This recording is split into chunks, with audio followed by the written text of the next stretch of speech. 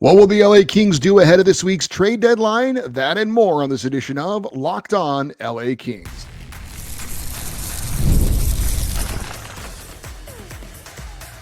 You are Locked On Kings, your daily podcast on the Los Angeles Kings, part of the Locked On Podcast Network, your team every day. Hey, Kings fans, welcome to Locked On LA Kings, part of the Locked On Podcast Network, your team every day. Thanks for making Locked On LA Kings your first listen every day. We are free and available wherever you get your podcasts and on YouTube. I'm Eddie Garcia, your host of Locked On LA Kings. I've worked in sports media for the past 30 years, also co-host of the Puck Podcast, a weekly NHL review show that's been putting out content for the past 18 years. New episode out today. And a passionate LA Kings fan for over 30 years. Well, the countdown to the NHL trade deadline is on. The deadline to make trades is this Friday at 3 p.m. Eastern time. We saw a few deals over the weekend, including one major trade that involved a team the Kings are playing tonight. More on that coming up. But we had some other news over the weekend that involved the LA Kings, sort of. Highly respected NHL reporter Darren Dreger of TSN in Canada apparently said on a podcast that the most likely spot for Mikko Rantanen to end this season is Los Angeles. Now, that was tweeted out by someone who, according to their Twitter bio, is an executive producer for a fairly well-known hockey podcast, not the Darren Dreger podcast.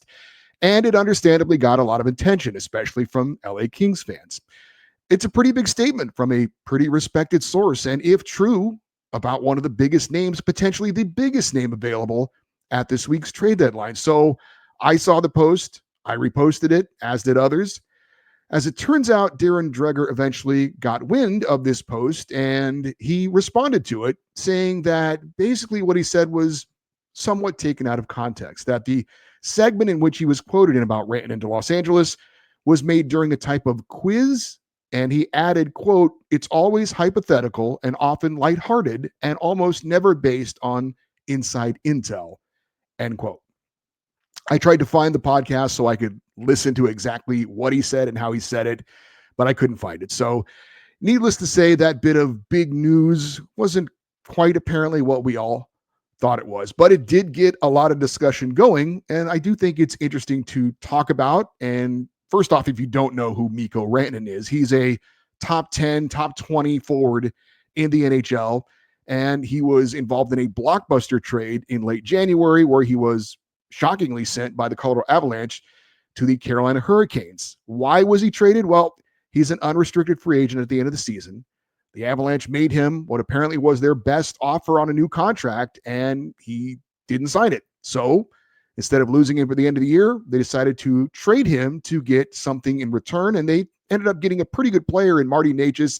He's not quite a Mikko Rantanen level player, but he's about a step below, but still very good, and they got a couple of draft picks as well.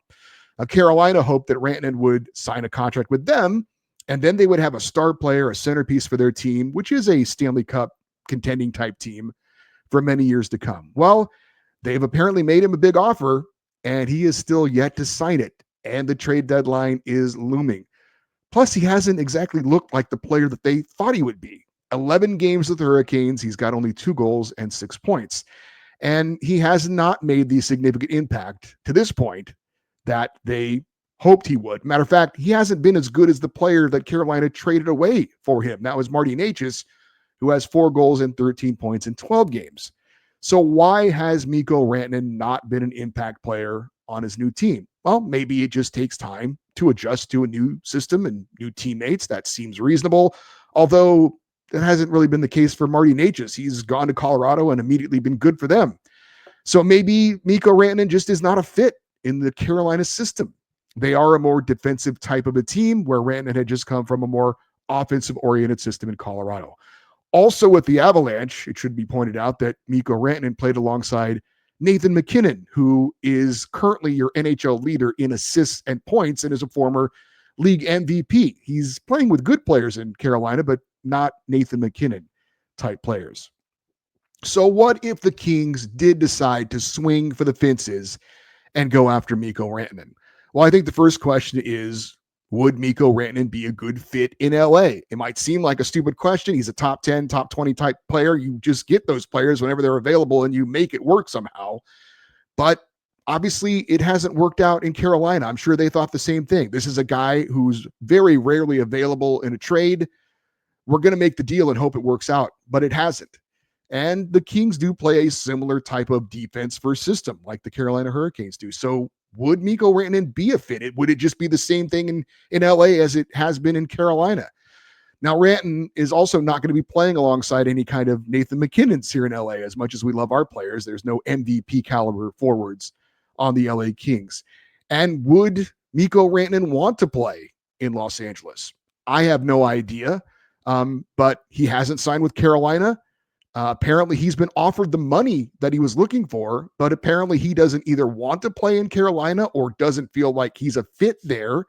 And he's looking for the best of both worlds. He's looking to get paid and fit in a place that he wants to be. So it looks like he is intending to become a free agent at the end of the year. Now, some have suggested that if the Kings were to get a Mikko Rantanen, it would basically be like Pierre-Luc Dubois 2.0, a talented player, but he just isn't the fit in the King system. Remember, that's what Rob Blake said when they decided to trade away Pierre-Luc Dubois. He just wasn't a fit here. And I get that argument, but I would say that with Pierre-Luc Dubois, for whatever reason, he never seemed to have a clear role with the LA Kings. If you get a Mikko Rantanen, I'm pretty sure his role is top six winger, for sure. There's no doubt about it, probably on the top line.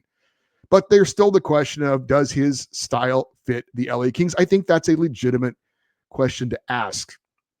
There's also the big question of, what would the Kings have to give up to get Mikko Rantanen? Again, he's a top 10, top 20 player in the league. The Hurricanes gave up a pretty good player to get him. Carolina is not a rebuilding team, so they're not looking to get prospects and picks. They fancy themselves as a Stanley Cup contender this season. So they want to get someone that can help them in that respect this season. So even though guys like Quentin Byfield and Brandt Clark would be attractive to other teams for other players, I don't know that they're attractive to the Carolina Hurricanes. And then you've got guys like Trevor Moore and Jordan Spence. Those guys aren't difference makers. So if you're looking to get a Mikko Rantanen, you probably have to give up somebody like an Adrian Kempe. And I suggested that might be the price to pay for the Kings to get a Mikko Rantanen. That didn't go over well with a lot of people who either disagreed with me or said there's no way the Kings should trade Adrian Kempe for a Mikko Rantanen, even though Mikko Rantanen's numbers across the board are better than Adrian Kempe. And Kempe doesn't have a no-trade clause. Kevin Fiala could be a player that would maybe fit the mold as someone that Carolina would want, but he has a no-trade clause, so that probably wouldn't happen.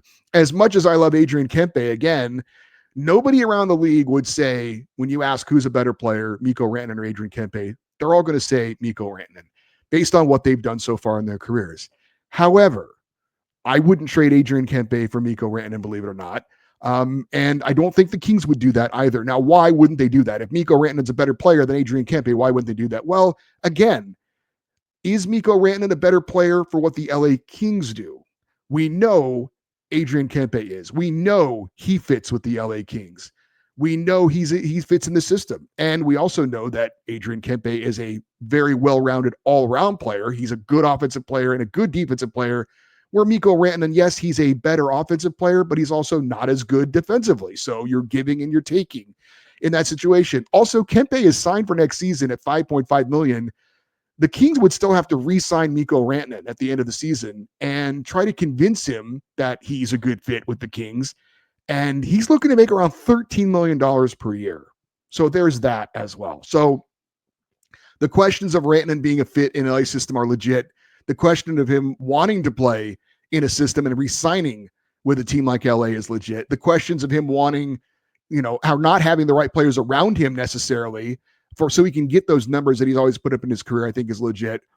So the question that the Kings have, again, do they have salary cap space to get him as well? So on the surface, you're like, Mikko Rantanen's a great player. Let's get him. But it obviously goes a lot deeper than that. So with all those questions involved, even with this rumor probably not being a real rumor, I would say while the speculation of getting a player like Mikko Rantanen is fun, while I certainly understand as a Kings fan the desire for the LA Kings to get a major star-type player to build around for years to come is certainly understandably something that we all want.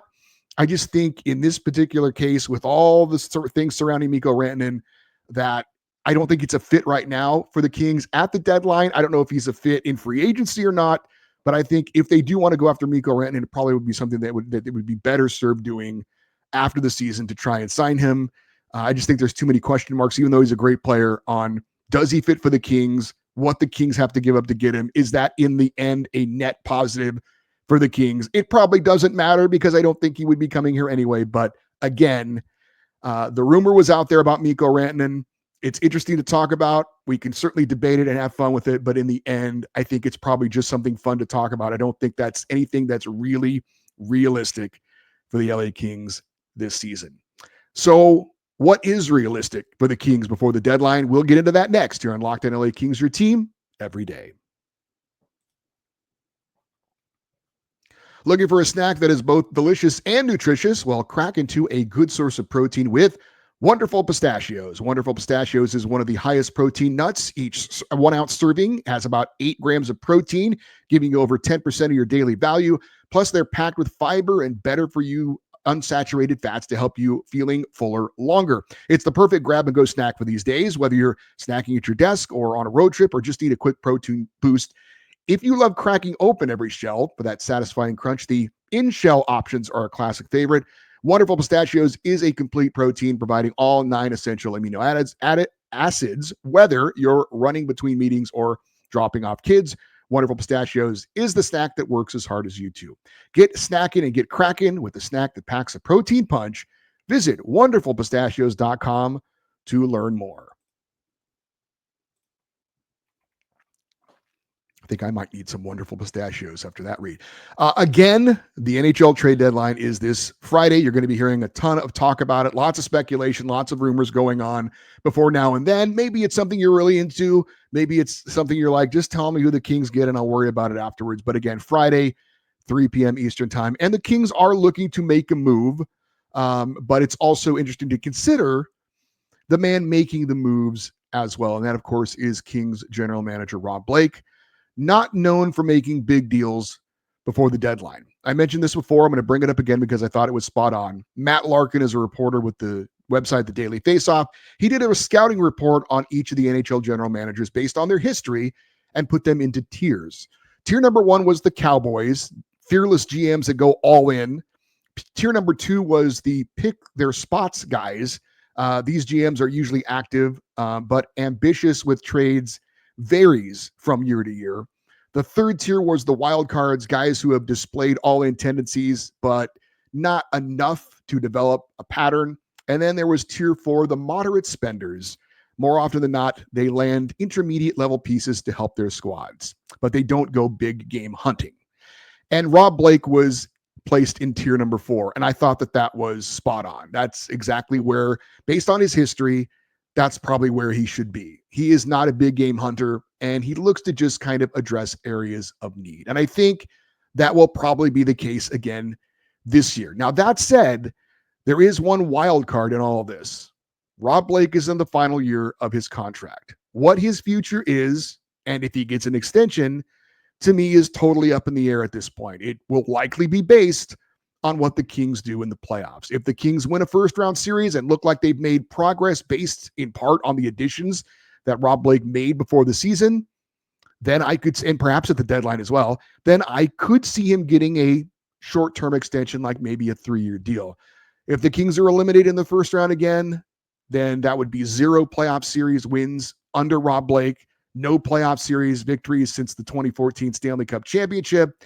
And I can't see any way the team doesn't make a GM change in that scenario. So does that fact change what Rob Blake does at this year's deadline opposed to what he's done in the past? His most impactful trade deadline deal previously was another deal that fit need.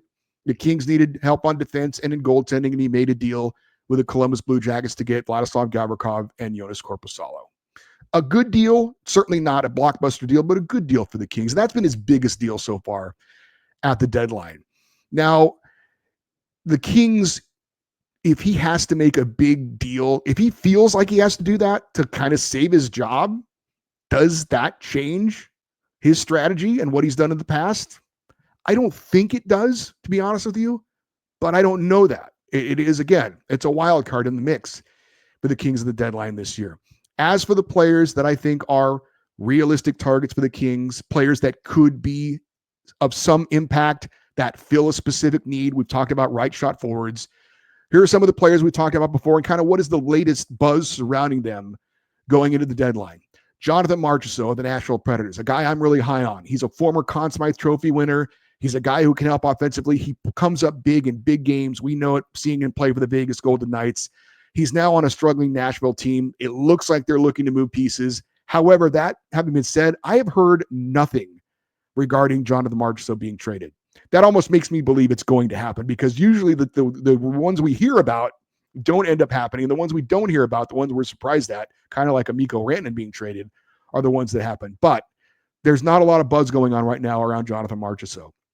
The same cannot be said for some of the other players we've talked about that could be good fits for the LA Kings. Alex Tuch of the Buffalo Sabres. Lots of chatter about him being moved. Lots of teams reportedly being interested in him.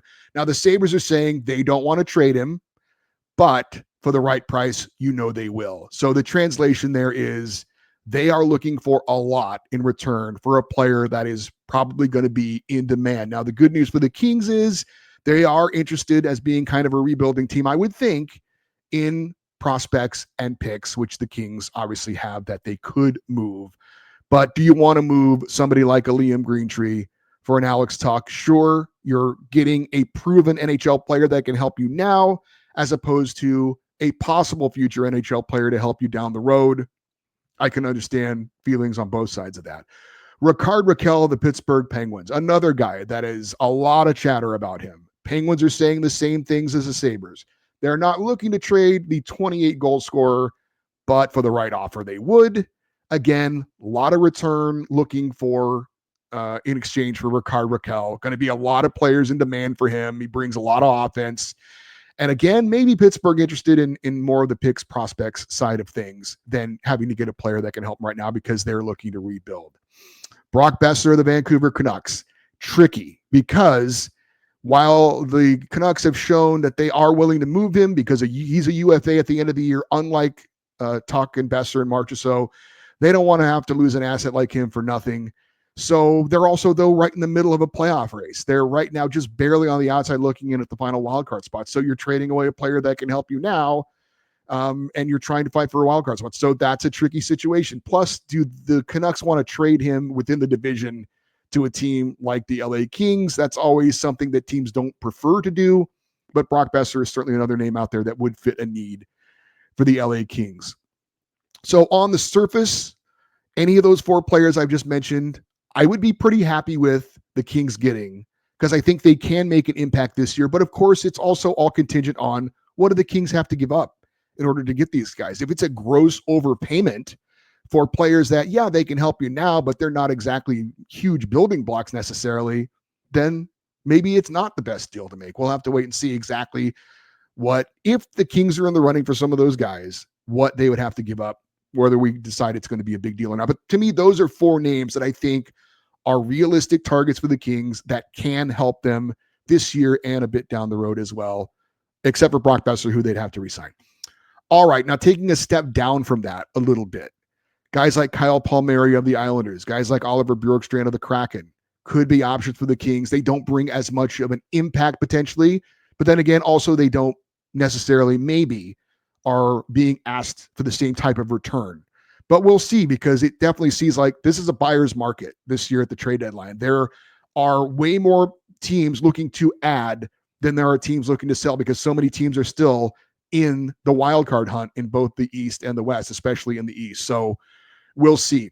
A player we have not talked about is Jake Evans of the Montreal Canadiens.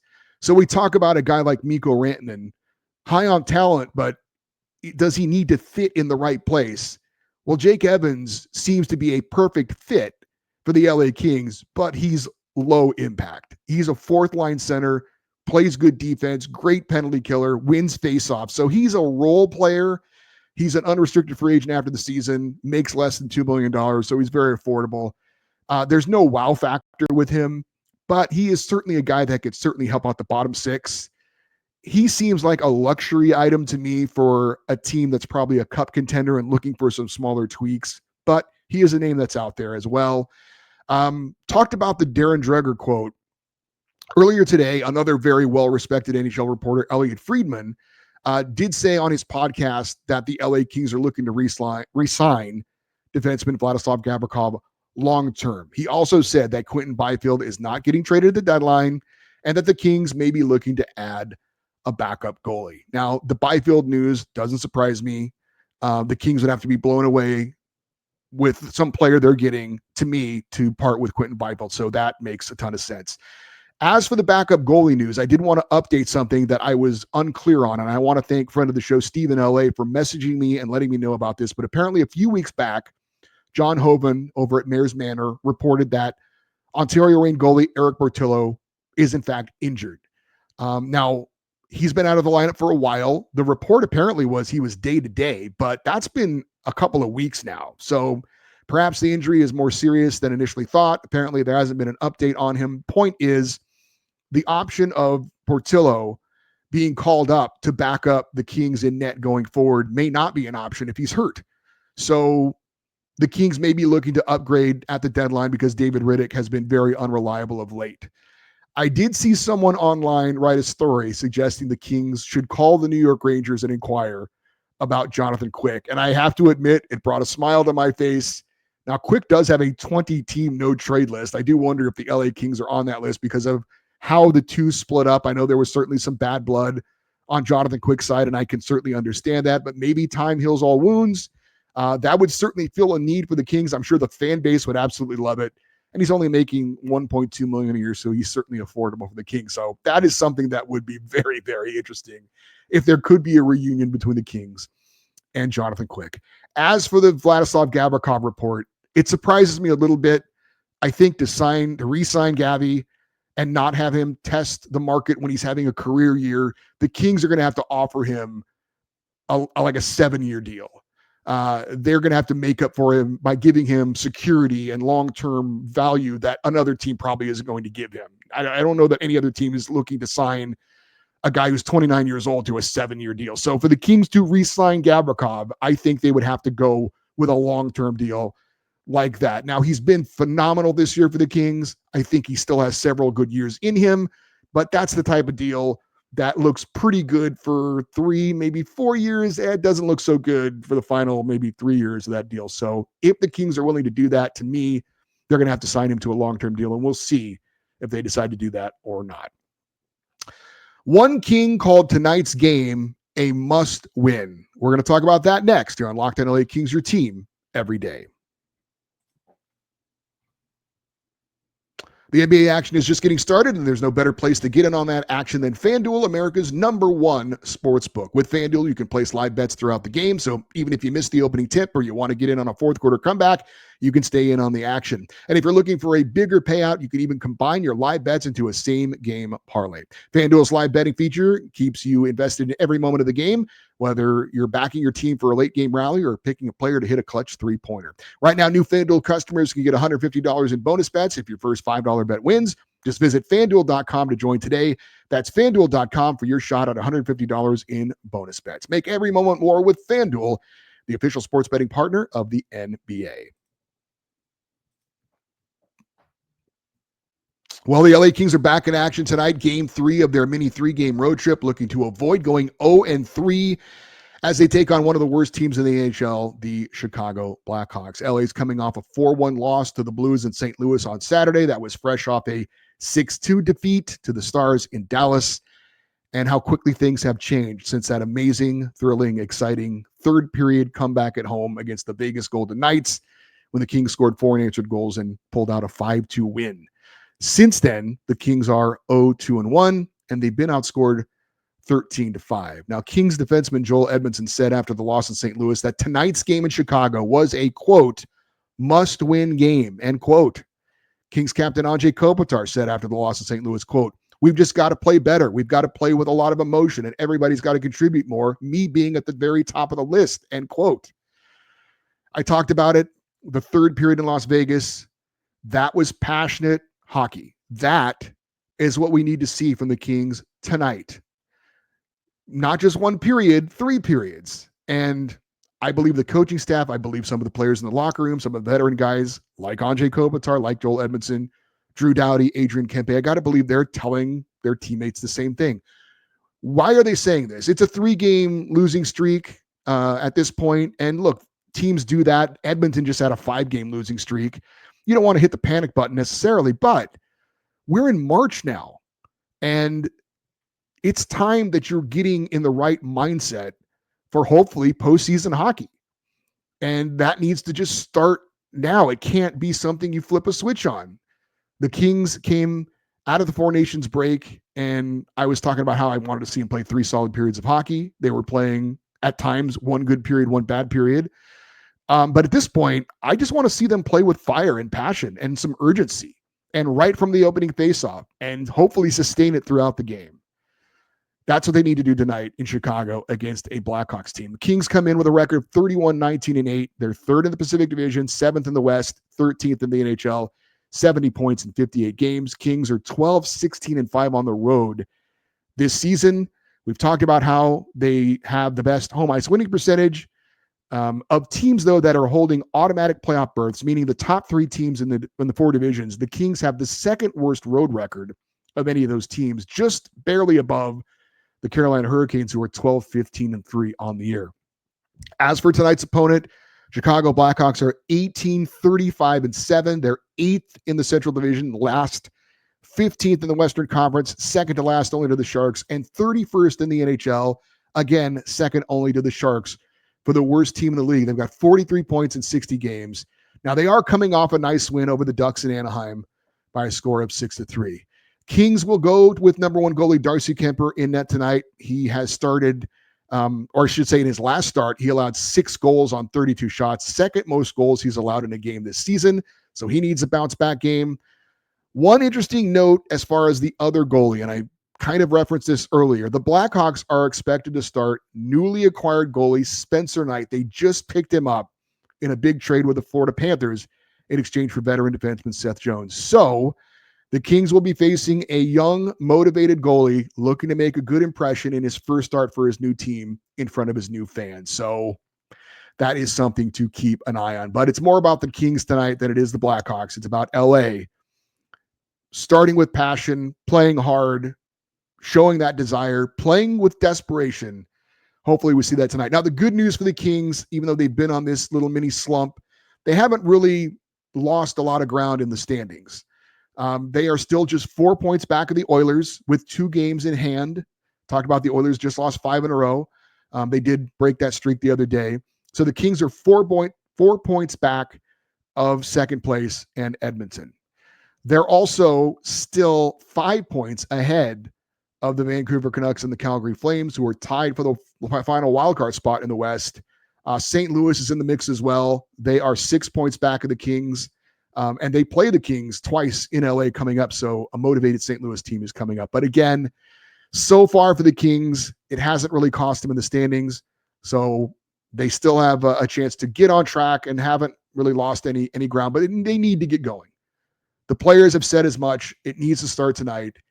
Kings versus Blackhawks in Chicago. Let's see it tonight. LA Kings. It's a 5:30 p.m. LA start time. You can see it locally on the FanDuel Sports Network, nationally on ESPN Plus, and you can listen to the game on the 710 ESPN app.